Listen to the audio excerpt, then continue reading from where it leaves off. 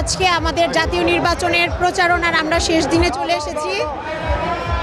আল্লাহর অশেষ রহমতে বহুদিন পর উৎসবমুখর পরিবেশে মানুষের মধ্যে ভোট দেওয়ার যে আকাঙ্ক্ষা আমরা দেখতে পাচ্ছি, আপনারা জনস্রোতের মাধ্যমে দেখতে পাচ্ছেন কানায় কানায় পূর্ণ হয়ে গেছে। আমরা এই পর্যন্ত যত জায়গায় ভোট চাইতে গিয়েছি, আল্লাহর রহমতে সবার কাছে খুব ভালো সাড়া পেয়েছি। সবাই ইনশাল্লাহ ভোট দিতে যাবে এবং দেশনায়ক জনাব তারেক রহমান সাহেবের হাতকে শক্তিশালী করার জন্য ধানের শীষে ভোট দিবে। আগামী 12 তারিখে নির্বাচন অনুষ্ঠিত হবে এবং তাতে আমাদের ধানের শীষকে জয়যুক্ত করব আমরা, এই প্রত্যাশা নিয়ে আমরা সকলে এখানে সমবেত। আপনারা কি প্রস্তুত আছেন? বলেন, এই প্রস্তুত আছেন ধানের শীষকে জয়যুক্ত করতে? তাহলে ইনশাআল্লাহ ধানের শীষ আপনাদের ঘরের মার্কা, এটা হৃদয়ের মার্কা, এটা আপনারা পাবেন। সবচেয়ে সুস্বাদু হালিম রাঁধুনি হালিম, হালিম হোক রাঁধুনি হালিম। কারণ আমরা জানি এই ধানের শীষের জন্য আমাদের স্বাধীনতার মহান ঘোষক শহীদ রাষ্ট্রপতি জিয়াউর রহমান, উনি বাংলাদেশ জাতীয়তাবাদী দল প্রতিষ্ঠা করে গিয়েছিলেন। আমাদের তারুণ্যের প্রতি আগামী দিনের রাষ্ট্রনায়ক আমাদের চেয়ারম্যান, মাননীয় চেয়ারম্যান তারেক রহমান সাহেব আজকে এই ধানের শীষকে মাঠ পর্যায়ে নিয়ে আসার জন্য আজকে এই নির্বাচনে অবতীর্ণ হয়েছেন।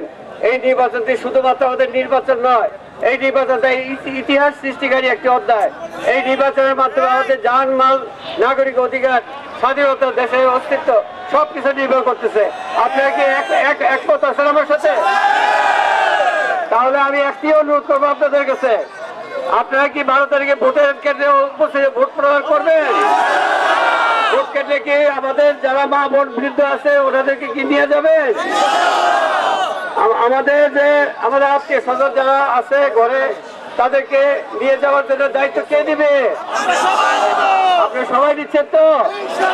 কারণ প্রার্থী কিন্তু এককভাবে পারবে না কিছু করতে। ধানের শীষ কিন্তু একা চলতে পারে না, ধানের শীষকে কিন্তু আমাদের বহন করে নিয়ে যেতে হয়।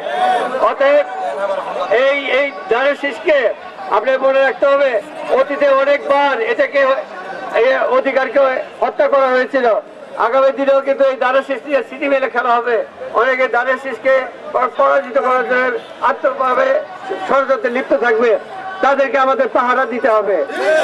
এই যারা চিহ্নিত হবে আমাদের সমাজে বসবাস করতে, আমরা সকলকে জানি। একটি কথা মনে রাখবেন, এই সমাজ কিন্তু আমরা সকলে একত্রে বাস করি, আমরা কিন্তু প্রত্যেকে জানি কে কি করেন না করেন।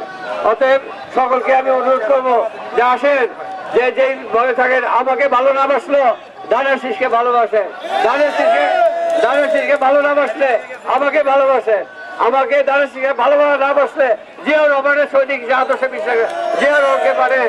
আপনারা বেগম খালেদা জিয়ার ত্যাগকে আপনারা সম্মান জানাতে চান? এই নির্বাচনটা কি বেগম খালেদা জিয়াকে উৎসর্গ করতে চান? তাহলে কি করতে হবে? তারেক রহমান সাহেবকে ক্ষমতায় যেতে হবে। কারণ এই লোকটি সব কিছু কিন্তু হারিয়ে ফেলছে। আপনারা জানেন তো যে উনি আপনার মা বাবা হারা, ভাই হারা, আজকে আমরাই ওনার আত্মীয় স্বজন হয়ে গেছি।